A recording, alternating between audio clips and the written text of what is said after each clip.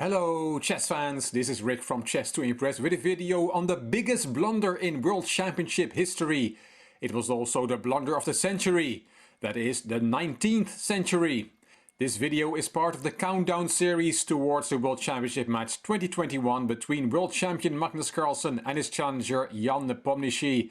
As I'm recording this video, the match is only 3 days away. The sense of anticipation is truly unbearable.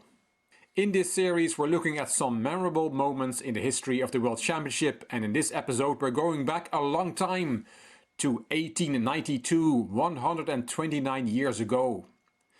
The biggest blunder in World Championship history happened in the fourth official match of the World Championship between World Champion Wilhelm Steinitz from Austria and his challenger Mikhail Chigorin from Russia.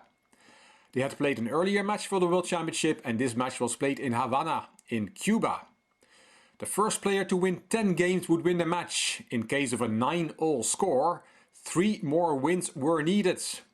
Imagine Carlsen and Nepomniachtchi playing under those rules. The match would take forever.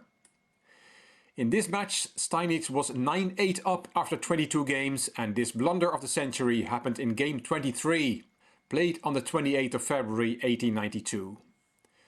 Chigorin was white and Steinitz was black. The opening had been a king's gambit, and this is the position after the 23rd move, bishop g3 to d6 from Chigorin.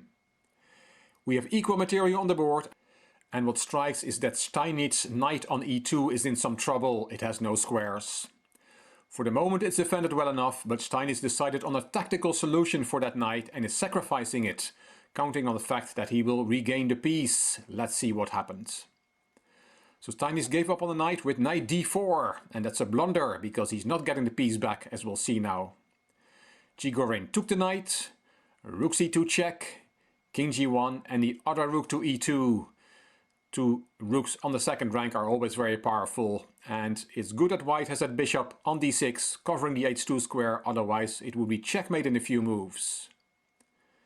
Chigorin played rook a to e1 and Steinitz must have missed this move. He took on g2, and that's a fork, check, and attacking the unprotected knight on g5, and that's how Steinitz was hoping to get the piece back. But after king h1 he saw that he cannot capture the knight, winning the piece back, because then he gets checkmated. If you want to look for yourself, put the video on pause and see how white has a very nice checkmate here. Rook e8 check, king has only one move, bishop f8 check, very nice, the king has to go to g8 or h8, and then this is checkmate. Very nice. So after king h1, Steinitz saw that he could not regain the piece.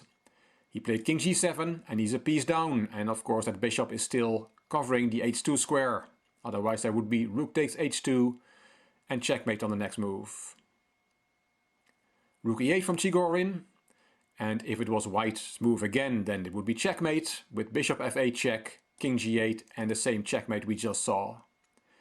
So black has to do something about that, and he played f5 to give his king the f6 square. Knight e6 check, king goes to that square, and rook e7.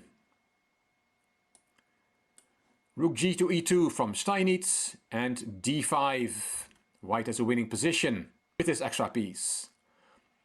Steinitz played rook c to d2, and here Chigorin could have taken on b7. You cannot take on d5 because of the knight fork, knight f4.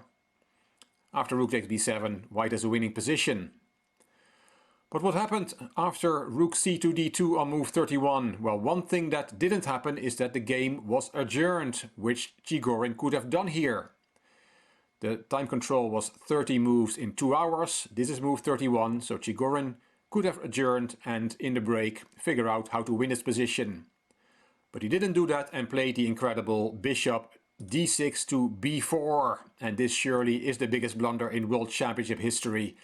Of course Chigorin knew that his bishop was crucial on d6 to cover the h2 square, but he had a moment of madness. It's hard to understand what Chigorin was thinking when he made this move. Of course Steinitz took on h2 with check, and Chigorin resigned because after king g1 it is checkmate. And let me quote you from the great book from Garry Kasparov, my great predecessors, on this moment. "It is unlikely that we will ever forget that decisive moment," wrote the Cuban press. At the 23rd game, more than 1,000 people were present and all were discussing Chigorin's brilliant play. At any minute, Steinitz' resignation was expected. Suddenly, there was an extraordinary commotion. The spectators stood up and they all saw how the Russian master, nervy, with a changed face, was holding his head in his hands. He had moved away the bishop that was defending him against mate. "What a pity," repeated hundreds of voices.